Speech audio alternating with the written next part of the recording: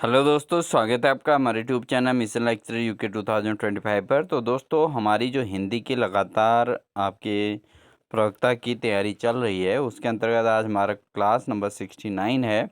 और यहाँ पर आज की क्लास के अंतर्गत हम बात करेंगे भारतीय काव्य शास्त्र के अंतर्गत। हमारा जो टॉपिक रहेगा वो रहेगा अलंकार विवेचन। ठीक है दोस्तों, और काव्य के गुण और दोष तथा अलंकार विवेचन पर आधारित आज हम चर्चा करेंगे। और साथ ही बात करते हैं अलंकार से क्या तात्पर्य है, अलंकार के क्या मुख्य भेद हो सकते हैं। तो इस पर आज हम चर्चा करेंगे दोस्तों। पहले सर्वप्रथम हम पढ़ेंगे काव्य के गुण तथा दोष। ठीक है, और फिर चर्चा करेंगे अलंकार विवेचन पर। तो बिना स्किप किए पूरी क्लास को जरूर वॉच कीजिएगा। साथ ही चैनल पर नए हैं तो चैनल को सब्सक्राइब कर लीजिएगा, क्योंकि दोस्तों हमारे द्वारा किसी भी टॉपिक से संबंधित जो है पहले व्याख्यान कराया जाता है, और फिर उसके बाद उस पर आधारित मल्टीपल चॉइस क्वेश्चन यानी कि बहुविकल्पी प्रश्नों के द्वारा आपकी तैयारी को मजबूती प्रदान की जाती है। इसलिए बिना स्किप किए पूरे क्लास को जरूर वॉच कीजिएगा। साथ ही प्लेलिस्ट में जाके आप हमारी लगातार जो हिंदी की प्रवक्ता की तैयारी चल रही है उसकी क्लासेस को देख सकते हैं, क्योंकि दोस्तों अभी तक हमारी टोटल 68 क्लासेस हो चुकी हैं और यहाँ तक हमारा सिलेबस हो चुका है। इससे पहले हमें बहुत सारे टॉपिक से कर चुके हैं दोस्तों, क्योंकि हिंदी के अंतर्गत सिद्ध कवि, नाथ कवि, मैथ, जैन मतावलंबी, आदिकालीन, वीर गाथात्मक काल, ये सारी चीज़ें हम पढ़ चुके हैं। रीति सिद्ध कवि, रीतिबद्ध कवि, रीति मुक्त कवि, है ना। और भारतीय हिंदू युग, छायावादी युग, प्रगतिवादी काव्य, प्रयोगवादी काव्य, इस प्रकार के बहुत सारे टॉपिक्स हमारे कवर हो चुके हैं दोस्तों। ठीक है, तो आप ज़रूर क्लासों को देखिए। तब तो हम स्टार्ट करते हैं आज की क्लास को। काव्य के गुण की अगर बात करें दोस्तों, क्वालिटीज और प्रॉपर जो प्योर पोइट्री होती है, क्वालिटीज ऑफ पोइट्री, तो इसके क्या क्या गुण होते हैं दोस्तों। तो काव्य में गुण व विशेषताएं होती हैं जो क्या करते हैं, उसको सरस बनाती हैं, प्रभावशाली बनाती हैं और हृदय स्पर्शी एवं कलात्मक बनाती हैं। ठीक है, तो ये काव्य का गुण है। क्वालिटी ऑफ पोइट्री क्या क्या होती है कि ये जो विशेषताएं हैं काव्य के अंतर्गत, एक तो उसे सरस बनाते हैं, प्रभावशाली बनाते हैं। ठीक है, और उसके अलावा जो हृदय स्पर्शी होते हैं और कलात्मक होते हैं, ये काव्य का गुण होना चाहिए। तो संस्कृत आचार्य जो होते हैं उन्होंने काव्य के 3 प्रमुख गुण बताए हैं दोस्तों। सबसे पहले हम बात करते हैं माधुर्य गुण की। बात करें तो दोस्तों इसमें स्वीटनेस होती है। क्या होती है? स्वीटनेस होती है। काव्य के अंतर्गत स्वीटनेस होती है, माधुर्य होता है, यानी कि शब्दों की जो कोमलता है, प्रवाह है और मधुरता से युक्त जो काव्य होगा वो माधुर्य काव्य कहलाएगा। इसमें स्वीटनेस होगी। जैसे इसका उदाहरण है, प्रिय मुख देखत बनी नहीं बोले। ठीक है, तो जो है काव्य की जो माधुर्यता है उसके अंतर्गत शब्दों की कोमलता को रिप्रेजेंट किया गया है, उसके प्रवाह को प्रदर्शित किया गया है और उसकी मधुरता से युक्त जो है काव्य की रचना की जाती है। जैसे उदाहरण क्या है, प्रिय मुख देखत बनी नहीं बोले, तो यहाँ पर क्या है, माधुर्य का भाव है, तो इसलिए जो है ये काव्य के एक गुण के तौर पे जाना जाता है दोस्तों। इसके अलावा हम बात करें तो ओज गुण इसके अंतर्गत होना चाहिए, यानी कि ओज एनर्जी से युक्त ओज कहलाता है। जैसे इसमें जोश होना चाहिए, बल होना चाहिए और उत्साह। ठीक है, एनर्जी इसके अंतर्गत होनी चाहिए, ये भाव देने वाला जो गुण है। जैसे चलो रणभूमि में जय की पताका उठाओ, तो इसका मतलब क्या हुआ कि रणभूमि में चलो और जय की पताका उठाओ, यानी कि उस रणभूमि में विजय प्राप्त करनी है। ठीक है ना, तो ये क्या है, एक एनर्जी जनरेट करने वाला है। यानी कि अगर किसी समूह में आपने देखा होगा, अगर किसी कार्य को करने के लिए ग्रुप बना के चला जाता है, तो उसमें अगर कोई जयकारे वगैरह लगते हैं कि भाई हम ऐसा करेंगे वैसा करेंगे, तो उससे क्या होता है, एक एनर्जी जनरेट होती है सबके अंदर और सबका मन जो है उस ओर जो है केंद्रित हो जाता है। इसके अलावा बात करें दोस्तों, थर्ड पॉइंट है प्रसाद, यानी कि क्लैरिटी। काव्य की जो अगली विशेषता है दोस्तों वो है क्लैरिटी, यानी कि इस सरलता और स्पष्टता का गुण काव्य का प्रमुख गुण के तौर पर जाना जाता है। जैसे करत करत अभ्यास के जड़ मत होत सुजान। इसका तात्पर्य क्या हुआ कि किसी भी चीज़ का बार बार अभ्यास करने से जो है पत्थर पर भी निशान बन जाता है। तो ये क्या है, क्लैरिटी को रिप्रेजेंट करता है, प्रसाद गुण को प्रदर्शित करता है। ठीक है, इसमें क्या होती है, सरलता होती है, स्पष्टता का गुण इसके अंतर्गत आता है दोस्तों। अब बात करते हैं काव्य के अंतर्गत क्या-क्या दोष हैं, यानी फॉल्ट्स ऑफ पोएट्री क्या-क्या हैं।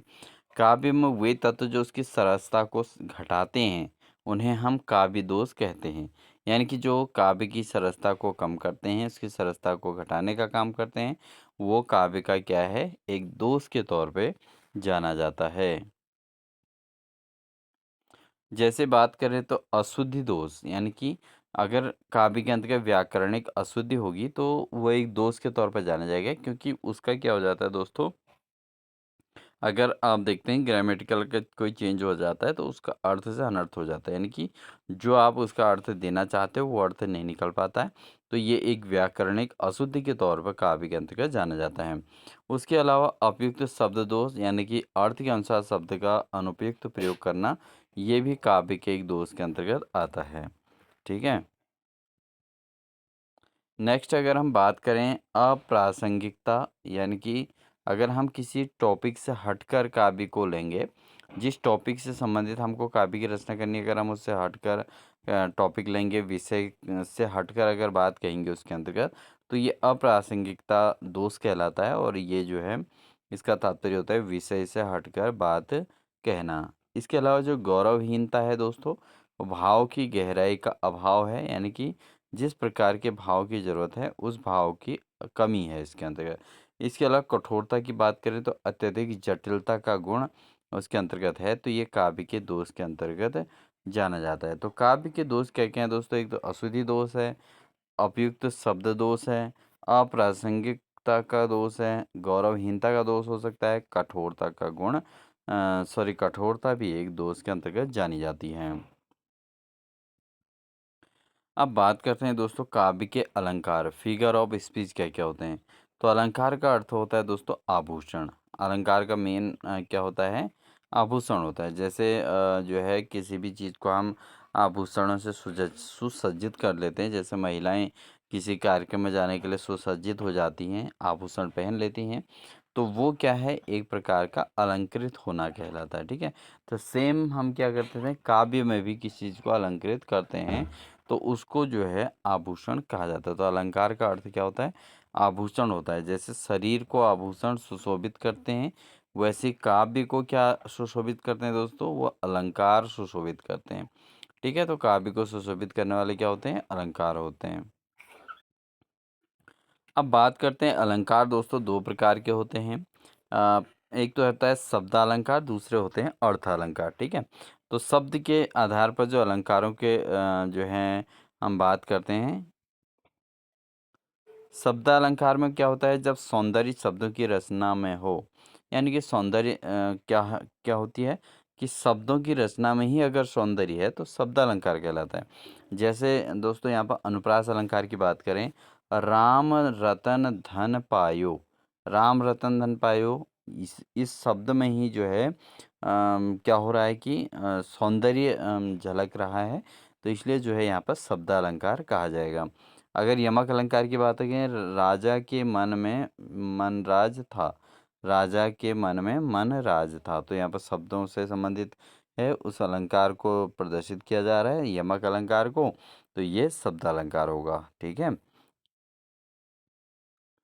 अब बात करते हैं दोस्तों अर्थालंकार की, जब सौंदर्य अर्थ में हो, यानी कि किसी भी शब्द का जो किसी भी वाक्य का जो अर्थ है वो उसके सौंदर्य को बढ़ा रहा है, तो हम उसको अर्थालंकार कहते हैं। जैसे उत्प्रेक्षा अलंकार में क्या होता है, जैसे चांदनी धरती पर मुस्कुरा रही हो। अब देखिए चांदनी जो है धरती पर कैसे मुस्कुराएगी, लेकिन शब्दों के द्वारा इस तरीके से उसका अर्थ निकल रहा है कि जो चांदनी है वो धरती पर ही आ गई हो और धरती मुस्कुरा रही हो, तो ये स्थिति इसके अंतर्गत दर्शाई गई है। तो ये अर्थ शब्द के अर्थ के द्वारा ही जो है काव्य के सौंदर्य को बढ़ाया जा रहा है। बात करते हैं दोस्तों उत्प्रे ये रूपक, जैसे तुम मेरे जीवन का सूरज हो। तो इसमें रूपक अलंकार में भी क्या होता है, ये शब्दों के अर्थ के द्वारा और अर्थ निकाला जाता है तो कहलाएगा अर्थालंकार। तुम मेरे जीवन का सूरज हो, तो कौन सा अलंकार हो जाएगा, रूपक अलंकार। फाइनली अगर हम कंक्लूजन पर पहुँचे दोस्तों, जो काव्य के गुण हैं वो काव्य की सुंदरता को बढ़ाते हैं। ठीक है ना, जो काव्य के गुण हैं वो क्या कर देते हैं, काव्य की सुंदरता को बढ़ाते हैं और उसके सुंदर बनाते हैं काव्य को सुंदर, और जो दोष होते हैं वो काव्य की शोभा को घटाते हैं। ठीक है, तो गुण के द्वारा काव्य में सुंदरता आती है, दोष के द्वारा काव्य की शोभा घटती है।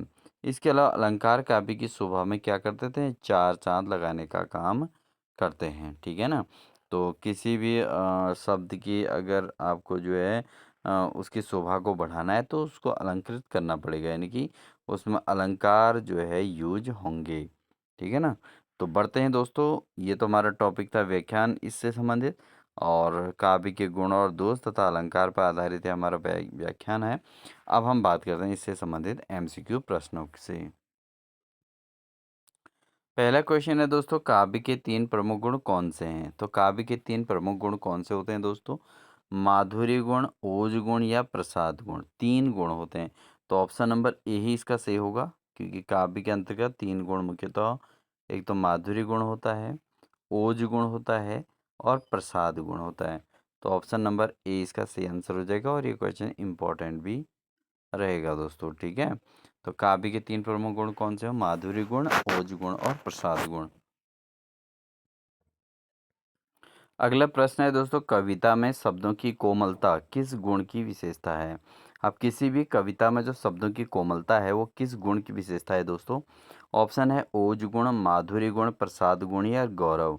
तो दोस्तों यहाँ पर जो इसका सही आंसर होगा, क्योंकि इस कविता में जो शब्दों की कोमलता होती है वो मुख्यतः दोस्तों माधुर्य पर आधारित होती है। तो इसलिए ऑप्शन नंबर बी इसका सही आंसर हो जाएगा। अगला प्रश्न है, सरलता और स्पष्टता किस गुण से संबंधित है? तो सरलता और स्पष्टता किस गुण से संबंधित है दोस्तों? ऑप्शन है ए माधुर्य, दूसरा ओज, तीसरा प्रसाद है, चौथा डी है अलंकार। तो सरलता और स्पष्टता का जो गुण है दोस्तों वो किस पर आधारित है? वो प्रसाद पर आधारित है। तो ऑप्शन नंबर सी इसका सही आंसर हो जाएगा। बढ़ेंगे दोस्तों अगले प्रश्न में, जय की पताका उठाओ वाक्य में कौन सा गुण है? तो जय की पताका उठाओ वाक्य जो है इसमें कौन सा गुण है? ऑप्शन है माधुर्य, ओज, प्रसाद या सौकुमारी। तो दोस्तों इसके अंतर्गत जो है वह है ओज गुण। कौन सा गुण है? ओज गुण है। तो ऑप्शन नंबर बी इसका सही आंसर हो जाएगा। अगला प्रश्न है, कठोरता किस श्रेणी में आती है? तो कठोरता किस श्रेणी में आती है दोस्तों? ऑप्शन है गुण, दोष, अलंकार या रस। तो कठोरता जो आती है दोस्तों वो आती है दोष की श्रेणी में। किस में आती है? दोष की श्रेणी में। इसलिए ऑप्शन नंबर बी इसका सही आंसर हो जाएगा। अगला प्रश्न है, अशुद्धि दोष का संबंध किससे है? तो अशुद्धि दोष जो होता है दोस्तों इसका संबंध किससे है? ऑप्शन है भाषा से, भाव से, रस से या लय से। तो अशुद्धि दोष का जो संबंध है दोस्तों किससे है? वह है भाषा से। इसलिए ऑप्शन नंबर ए इसका सही आंसर हो जाएगा। अगला प्रश्न है, प्रिय मुख देखत बनी नहीं बोले, इस पंक्ति में कौन सा गुण है? अब प्रिय मुख देखत बनी नहीं बोले इस पंक्ति में कौन सा गुण है दोस्तों? ऑप्शन प्रसाद, माधुर्य, ओज या सौष्ठव। तो दोस्तों इसके अंतर्गत जो गुण है, जो गुण वो दिया है माधुर्य का गुण। कौन सा गुण है? माधुर्य गुण है। ऑप्शन नंबर बी से आंसर हो जाएगा। अगला प्रश्न है, राम रतन धन पायो में कौन सा अलंकार है? तो राम रतन धन पायो में कौन सा अलंकार है? ऑप्शन है यमक, अनुप्रास, रूपक या उपमा। तो राम रतन धन पायो जो है दोस्तों इसमें जो अलंकार है वह है अनुप्रास अलंकार। तो ऑप्शन नंबर बी इसका सही आंसर हो जाएगा। अगला प्रश्न रहेगा, तुम मेरे जीवन का सूरज हो मैं कौन सा अलंकार है? तुम मेरे जीवन का सूरज हो इसमें कौन सा अलंकार है? ऑप्शन है उत्प्रेक्षा, रूपक, उपमा या अनुप्रास। तो तुम मेरे जीवन का सूरज हो इसमें कौन सा अलंकार है दोस्तों? इसमें है रूपक अलंकार। तो ऑप्शन नंबर बी इसका सही आंसर है। अगला प्रश्न है, जैसे चांदनी धरती पर मुस्कुरा रही हो इसमें कौन सा अलंकार है? तो जैसे चांदनी धरती पर मुस्कुरा रही हो इसमें कौन सा अलंकार होगा?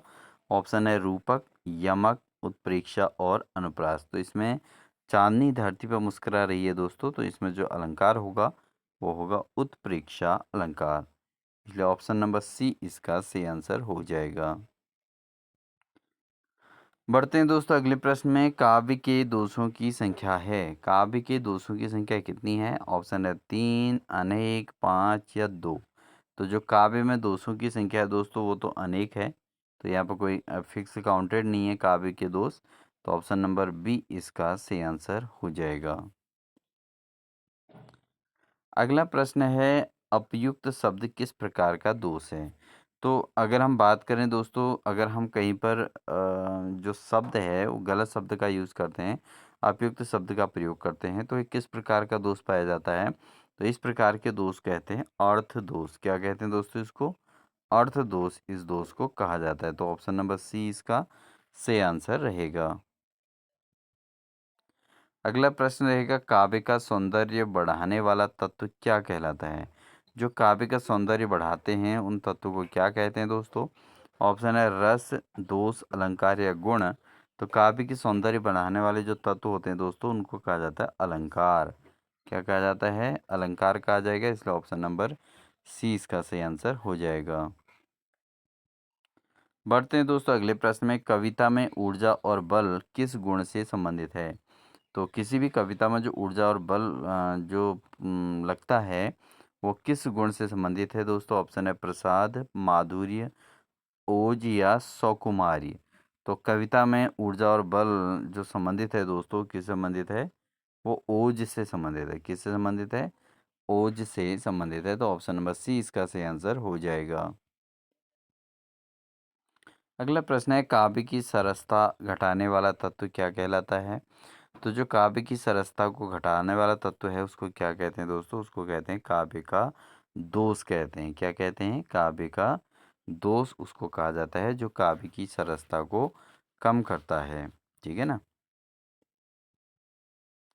अगला प्रश्न है, शरीर का आभूषण जैसे अलंकार, यह उपमा किसके लिए दी गई है? तो शरीर का आभूषण जैसे अलंकार, यह उपमा जो दी गई है दोस्तों ये दी गई है काव्य के लिए। ठीक है। तो काव्य के लिए ये उपमा दी गई है कि शरीर का आभूषण जैसे अलंकार, ये काव्य के लिए दी गई है। तो ऑप्शन नंबर सी इसका सही आंसर हो जाएगा। लेते हैं अगला प्रश्न दोस्तों, रूपक किस प्रकार का अलंकार है? तो रूपक अलंकार जो है किस प्रकार का है? ये ना तो शब्द अलंकार है, नहीं लय अलंकार है, नहीं भाव अलंकार है। यह क्या है? अर्थ अलंकार है। यानी किसी शब्द के जो अर्थ से जो भाव निकलते हैं उसके आधार पर निर्धारित होता है रूपक अलंकार। तो ये एक प्रकार का अर्थ अलंकार है दोस्तों। ऑप्शन नंबर बी इसका सही आंसर हो जाएगा। बढ़ते हैं अगले प्रश्न में। कविता में भाव की गहराई का अभाव कौन सा दोष है? तो किसी भी कविता में जो भाव की गहराई का भाव है वो कौन सा दोष है? ऑप्शन है कठोरता, गौरवहीनता, अशुद्धि या अप्रासंगिकता। तो कविता में भाव की गहराई का जो अभाव है दोस्तों वो है आपका गौरवहीनता। क्या है? गौरवहीनता। इसलिए ऑप्शन नंबर बी इसका सही आंसर हो जाएगा। अगला प्रश्न है, ओज गुण का प्रयोग अधिकतर कहाँ होता है? जो ओज गुण है दोस्तों उसका प्रयोग अधिकतर कहाँ होता है? ऑप्शन है प्रेम काव्य में, वीर काव्य में, हास्य काव्य में या करुण काव्य में। तो जो ओज गुण का प्रयोग अधिकतर किया जाता है दोस्तों वीर काव्य में किया जाता है। तो ऑप्शन नंबर बी इसका सही आंसर हो जाएगा। बढ़ते हैं अगले प्रश्न में। रस, गुण, अलंकार किसके अंग हैं? रस, गुण और अलंकार जो हैं ये किसके अंग हैं दोस्तों? ये तीनों के तीनों काव्य के अंग हैं, क्योंकि काव्य में रस की भी आवश्यकता होती है और गुण भी होना चाहिए और अलंकार भी इसके अंतर्गत आते हैं दोस्तों। ठीक है ना। तो काव्य की शोभा बढ़ाने वाले क्या होते हैं? काव्य के रस होते हैं, उसके गुण होते हैं, उसके अलंकार होते हैं। ये काव्य के अंग के तौर पे जाने जाते हैं। ऑप्शन नंबर बी इसका सही आंसर हो जाएगा। अगला प्रश्न है, काव्य में रसोत्पत्ति किनसे होती है? तो काव्य में जो रस की उत्पत्ति होती है वो किनसे होती है दोस्तों? ऑप्शन है गुण दोष, रस और अलंकार, भाव और शब्द, केवल शब्द। तो काव्य में रसोत्पत्ति जो होती है दोस्तों वो होती है आपके भाव और शब्द से। किससे होती है? भाव और शब्द से जो है काव्य में रस की उत्पत्ति होती है। इसलिए ऑप्शन नंबर सी इसका सही आंसर हो जाएगा। अगला प्रश्न है, अलंकार काव्य की शोभा में क्या करते हैं? भाई अलंकार से जो है काव्य की शोभा क्या होती है? चार चांद लग जाते हैं। ठीक है, तो ऑप्शन नंबर ए इसका सही आंसर हो जाएगा। का अलंकार काव्य की शोभा में क्या करते हैं? चार चांद लगाते हैं। अगला प्रश्न है दोस्तों, माधुर्य गुण का प्रयोग सबसे अधिक कहाँ होता है? जो माधुर्य गुण है दोस्तों, इसका प्रयोग सबसे अधिक कहाँ होता है? ऑप्शन है ए है वीर रस, श्रृंगार रस, हास्य रस या रौद्र रस। तो माधुर्य गुण का जो प्रयोग है सबसे अधिक कहाँ होता है दोस्तों? वो होता है श्रृंगार रस में। किसमें होता है? श्रृंगार रस में जो है माधुर्य गुण का प्रयोग सबसे अधिक होता है। लेते हैं दोस्तों अगले प्रश्न, स्पष्टता का संबंध किस गुण से है? तो स्पष्टता का जो संबंध है वो किस गुण से है? ऑप्शन नंबर है ओज, प्रसाद, माधुर्य या गांधीर्य। तो जो स्पष्टता का संबंध है वो है आपका प्रसाद से। किससे है दोस्तों? प्रसाद से है। इसलिए ऑप्शन नंबर बी इसका सही आंसर हो जाएगा। बढ़ते हैं दोस्तों आज के क्लास के अंतिम क्वेश्चन में। क्वेश्चन है, राजा के मन में मनराज था। राजा के मन में मनराज था, इसमें कौन सा अलंकार है? ऑप्शन है यमक, अनुप्रास, रूपक या उत्प्रेक्षा। तो राजा के मन में मनराज था, इसमें कौन सा अलंकार है दोस्तों? इसमें है यमक अलंकार। कौन सा अलंकार? यमक अलंकार है दोस्तों। ऑप्शन नंबर ए इसका सही आंसर हो जाएगा। तो ये थी दोस्तों हमारी आज की क्लास। आई होप आपको हमारी क्लास अच्छी लगी होगी। अच्छी लगी तो वीडियो को लाइक कर दीजिएगा, साथ ही चैनल पर नए हैं तो चैनल को सब्सक्राइब कर लीजिएगा, साथ ही बेल आइकन दबाकर ऑल नोटिफिकेशन ऑन कर लीजिएगा, जिससे इसी प्रकार की लगातार क्लासेस आपको हमारी चैनल के माध्यम से देखने को मिलेंगी। मिलते हैं एक नेक्स्ट क्लास के साथ, तब तक के लिए wish you all the best.